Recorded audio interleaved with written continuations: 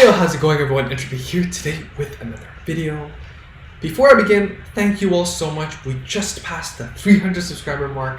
That is amazing. Thank you all so much for your support. And I hope you all stay tuned. If you haven't subscribed yet, do subscribe and help us out right here. So easy. Just click the red little button. I'm sure you know YouTube is an old guys thing now. Anyways, so for today's video, we're going to be playing another new deck from the new set. OTT's very newly appointed CEO, the goddess of the sun, AMATERASU. Yes, AMATERASU has ascended into the CEO position and went and became a goddess. So that's very nice of her. Nice promotion right there. Right now, I am at top 500, comfortably 115th-ish. Playing a bit casually. Just wanted to get to Legend 20 as soon as possible, so I get my last copy of Maelstrom, so we can do that very soon. So be on the lookout for that. If you're interested, again, subscribe so you can see the video as soon as it gets published. Very exciting. Honestly, personally, the best deck that came out of the set. Not gonna lie. But for this video, we're gonna be talking about OTT, a very underrated deck actually. It's Goddess of the Sun, AMATERASU. And originally, I wasn't planning to play this deck, but as you can see from the pack opening, we did draw 4, we did pull 4, and I've been having a lot of fun with it. Honestly, a lot of fun. The card skill is very amazing. Tutoring any card you want, very, very effective. And very splashable as well, since it doesn't really require anything other than Limit Break 4 and Cameras 2. To begin, we're going to play Lozenji Magus. Very solid starter, one of the staples from the very beginning of World Think Tank. 3k is bad, but you can return it to the deck anytime, shuffle it, draw a card, and then it's treated as a heal trigger, and extra triggers in the deck is great. Extra heals, even better. Can't go wrong with this. And the good thing is that it gives you more early game draw options. The Witch Lulu, yes, it can be better as a 5k booster later on. You get rid of your soul, you draw 1. But you can only do that when you're on grade 3 already, and sometimes you do want to choose to play more aggressively early game, since OTT is known for its draw power anyways. We're playing 4 PGs, pretty generic. 4 8Ks to help you hit numbers, especially since we're playing Silent Toms here. 16k column is very important. We're playing 2 Battle Sister Kenny, and this is a very techy slot. You can play cards like 5k Soul Blast to draw 1, since we're not using the Witch starter. You can play Dark Cat to draw. And since we're going to win with Silent Tom anyways, it doesn't matter if your opponent draws into a Sentinel. You just bang bang and kill them. Easy. But yeah, Candy helps you proc your Goddess of the Sun earlier on, tutor for your Silent Tom to win the game earlier, or tutor for Sentinels to extend the game, to get the win condition that you want. And sometimes it happens, you just clog with grade 3s and you do need the Sentinels to survive earlier on, and definitely very nice to tutor earlier on. Battle Sister Coco lets you on place, check the top card, put it to the top or bottom. Great synergy with the draw options like Lozenji Magus or Libra and stuff like that. Helps you draw into normal units, and if you don't have them anyways, just put it to the bottom and then hope that the next card, you have higher odds that the next card is triggering, right? For the grade 2 slot, we're playing 2 Toms, and the reason why we can afford to play 2, generally I'd still suggest 3, but 2 here is because Goddess of the Sun tutors for it, right? Having it earlier on in the game doesn't really help. 8k doesn't really hit anything. Sometimes it clogs, and it doesn't really have that much utility anyways. So being an option that you can tutor without affecting your grade 2 lineup as much, definitely is one of the strengths of this deck. We play 4 10ks, 4 9+3s because they hit numbers, and hitting numbers are great, especially since this deck does draw a lot, but has its weakness is that it can't multi-attack or actually hit as aggressively, and definitely at least hitting those numbers to building up your columns properly, and being more comfortably able to hit 2 or 3 damage a turn definitely does help this deck. And lastly, we play 3 Maiden with Libra. When hit, Cameras 2, draw 1. Again, this deck doesn't really have a lot of early game options for draw, and Libra does come in handy sometimes. You don't really have to use it every single time, especially since you might want to save the Cameras for the Goddess of the Sun AMATERASU. But it is an option, and again, synergizes with some cards like Coco or CEO that check the top card, and if it's a Sentinel or if it's a Silent Tom, and you really want to draw into it, then the Maiden of Libra does give you that option to do that consistently. Next, of course, we're playing 4 of the CEO, the heart of the deck. During your turn, if you have 2 or more cards in your hand, it gets +4, so you can hit over those 12k, 13k numbers without investing any boosters. Next, at the start of the turn, Soul Charge 1, check the top card, put it at the top of the bottom, so you can stack your triggers, or Sentinels or Sound Toms or cards that you want to the top of the deck. Next, we have a Mega Blast. On hit, Soul Blast 6, Counter Blast 4, draw 5. Actually comes into play more often than not, and the draw 5 definitely does help when you move onto the later game, especially since this deck is playing stands. You do sometimes want to invest onto your board really earlier on, losing in terms of that draw or card advantage that OTT usually does have, and the Mega Blast does help you mitigate that issue. Next, we play 4 of the Goddess of the Sun, AMATERASU. When it attacks, Counter Blast 2, add any card from your deck to your hand. So generally speaking, it's either Silent Tom or the Sentinel. If you check out the thumbnail, it's a pretty good picture. And then during your turn, if your hand has 2 or more cards, it gets +2, so it still hits those 13k numbers, 12k numbers, 11k numbers that you need. And if you have CEO in the soul, well, then hits 15, and you don't really have to worry about that much. 15 plus 8 is also 23, so you can still hit over that second stage of your opponent's crosshair numbers and deal some pesky damage to those crosshair boys. 10 plus 2 helps you hit numbers, again, very useful. Silent Gem. When attack Soul Blast 1, discard a card, have a unit get +3. Generally, to help your Silent Tom hit, 8 plus 3 plus 8, 19, to hit over those cross numbers. But definitely does help you boost up those units that you may hit a stand with or may not hit numbers with, and you have so many card draw anyways. Silent Gem does come in handy from time to time. And yeah, you play a lot of high stats minion because we're playing stands. Again, OTT generally has a lot of options for draws. And so even in the very first generation of Oracle Pentagon, think back from season 1, right? Where we're usually playing a mix of draws and crits and stands. And in this case, stands is my way to go because yes, crits may synergize better with God of the Sun, but stands synergize better with Silent Tom. Crits at the moment still procs your opponent's Sentinels. Now here's my golden advice. I think this is valuable if you do want to play this deck after the next set comes out, with the new Sentinels and everything, and it becomes the norm. Playing crits might be the better way to go. With crits, you have a higher likelihood of putting your opponent to 5 earlier on, and then fetching the Silent Toms, finish your opponent on the next turn. So that's something to consider right now. As of right now, since Sentinels do proc at 3 damage, the crits may not be the best option, and the stands to gradually build up that damage is, in my opinion, still the best option for now. So, I guess without further ado, let's begin with a little fight. So yeah, OTT, I played a lot from the very beginning of the game. I didn't play a lot of Tsukiyomi. I play a lot of Tsukiyomi in tournament settings, or in private, games with friends, because honestly, it just takes too much brain power and takes too much time to win with. Yes, it's a very consistent deck, but not to my liking. Here, we might stick to the Goddess of the Sun, simply because yes, the crosshair numbers does help against the Act Force numbers, but Act Force is so aggressive that usually I'll be at like 3 or 4 damage when I ride grade 3.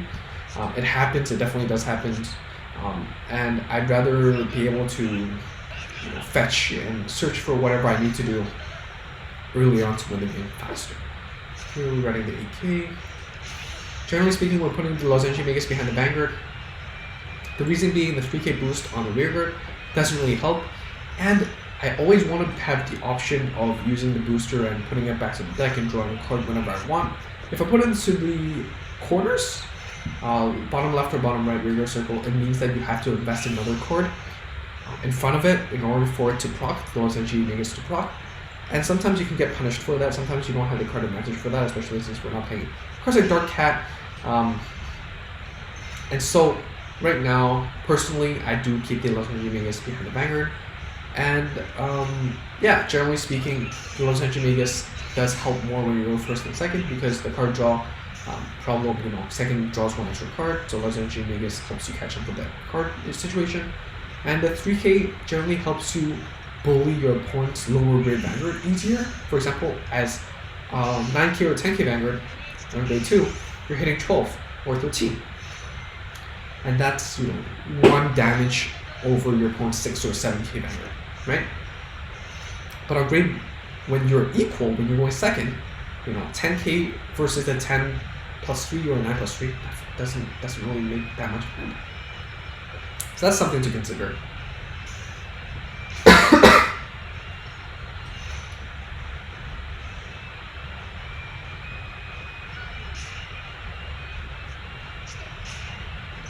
Here we're playing stands, so we can definitely be more aggressive. We haven't seen a single one yet. Unfortunately, opponent did hit a draw trigger. So unless we hit a trigger here, we're not going to hit.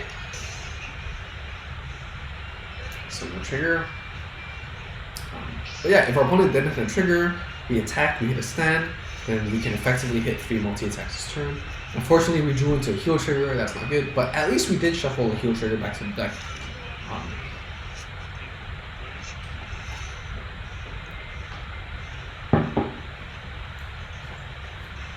How's everyone finding the new meta? There is a lot of Gold Paladin, a lot of Narukami, a lot of Aquaforce, especially Aquaforce out there.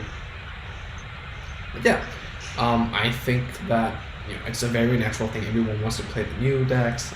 Not a lot of people were looking forward to the Nova Raptor stuff. More people are looking forward to the Oracle Think Tank stuff than I expected. Mainly because the Nova Raptor stuff, honestly, is just much more inferior than the other clans. And at least OTT has something unique going on with it. If you are an Nova Raptor fan, do look forward to the next set with the Ethics Buster Break Ride. Complemented with the Blau, it is a very, very crazy high roll deck. Not to my liking. I personally don't think that I'll really enjoy playing it, since it is just, you know, hope you get your pieces and win.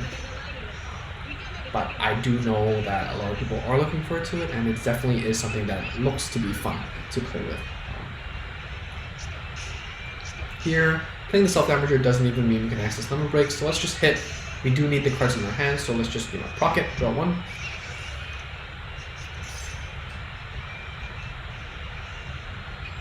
Here, let's be greedy again. We haven't seen a stand yet, so maybe we'll see a stand soon. And the extra 2k power definitely does help us bully our opponent in this scenario. Power to the rear with a booster. Since if we do hit a stand, then it will guarantee to hit. Fortunately, we didn't. Opponent did hit a heal trigger. That is very awful for us, but it's just how a complete thing goes.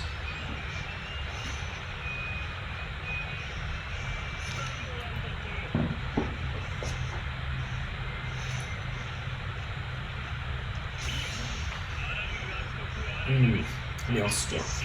Okay, here's a question. Which art for Maelstrom do you prefer? Do you prefer the one from the set or the one from the ranked world? Personally, I have just so much nostalgia with the original art that I just, you know, I don't really like the new one. I'm honestly considering crafting the old art just because of nostalgia. And that's not good news for a free-to-play player. So I'm just holding myself off for that. I'm like, ranked reward. Yeah. Here are 16k Vanguard. Doesn't really make a difference. Our opponent is going to hit 21 with the Vanguard attack anyways. We do hit a heal trigger. Very nice. We're going to be at 26.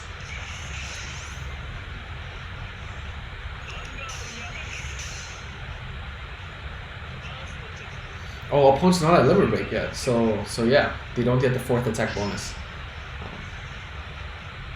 So I guess that's very good news for us. So here we can use the self-damager to get the liver break active. Let's do that.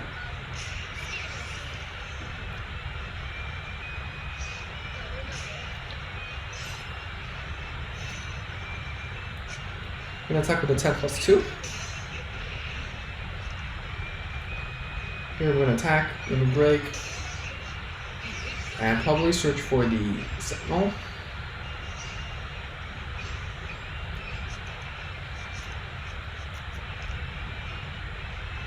Come on, stand trigger, where are you?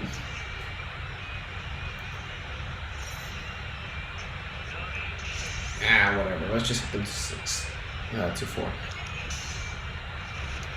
With a self-damager, we have a 50% chance of returning trigger and a 25% of returning heal, and we do return a stand trigger, which is very good news for us, since we did put a 8k for that cost, for that trade. So very nice. And this means that hopefully we have a lot higher likelihood, we do have a higher likelihood of seeing that stand trigger that we've been looking for quite a while now. And hope it comes home soon. Aquabuck Trackle Kid, 4th attack, draw 1, get an extra 1k, which doesn't really come into play often, but I guess it's there. Self-damage to 5 to disable our 5th damage heals. Quite comes into quite handy because, you know, Aqua Force does multi-attack and force your opponent into 5th damage earlier on. And in this case, even if we do hit our 5th damage, it won't proc, and our opponent's Vanguard can still hit over us. Hit a draw trigger, very good. This means we can't shut down the 3rd attack since this is the 13 plus 8, 21 with the 3rd attack.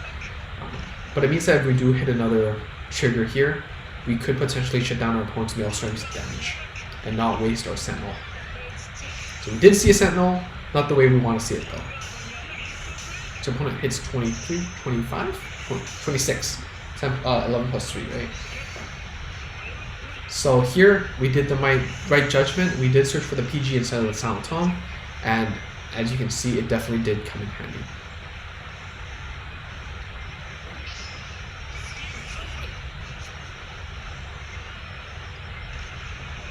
Get rid of the booster. The opponent does return the heal, which is not great news here, but luckily our opponent doesn't have an intercept, so we have 3 clear shots at our opponent's Vanguard here right now. So let's just set up, let's play this card and see what's on top. Goddess of the Sun on this roster. Do I want that?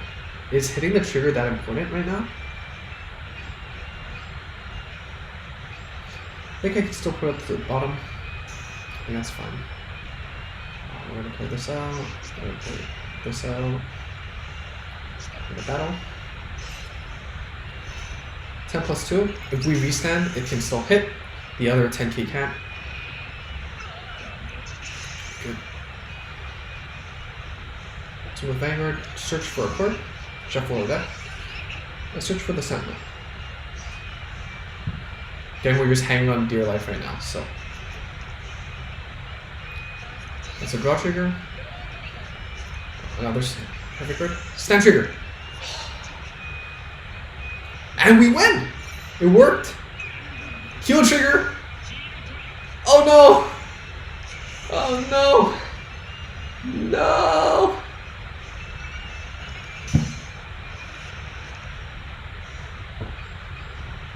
No. That is not good. Is this our first loss?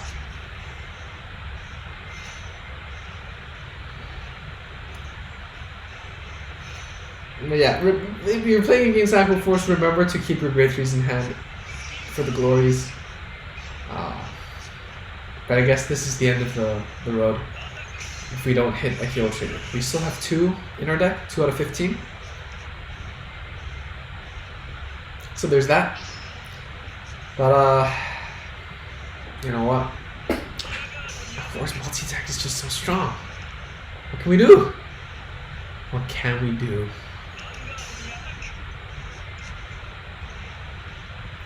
Is this it?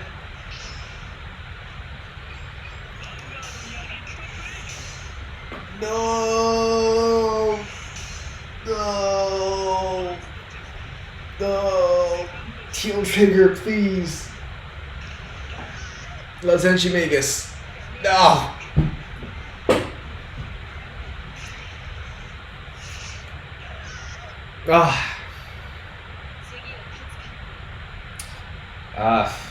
I guess how many videos, how many games in a row have I won for this channel? This is the first L.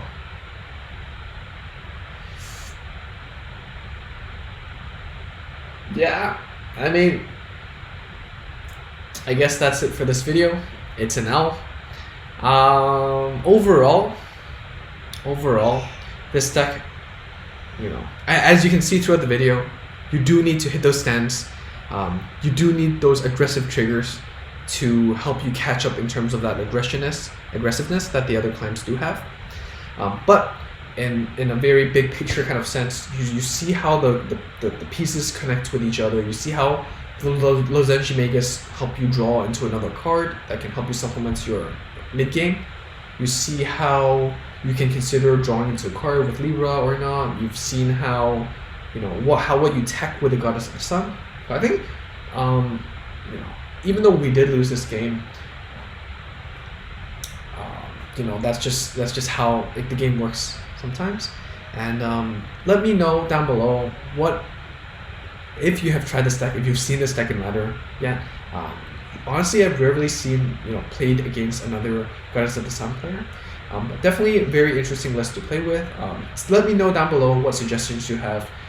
Overall, there are a lot of tech slots in this deck, so lots of room for creativity. You can even just consider splashing Goddess of the Sun into other archetypes too. So I hope you enjoyed this video. For our 300 subscriber special, I guess we did take an L. So for the haters out there, you win this time. But for next time, we're gonna see some Navels Aqua Force action. All right. So this is it for this video. I hope you all enjoyed, and I'll see you all next time. Bye.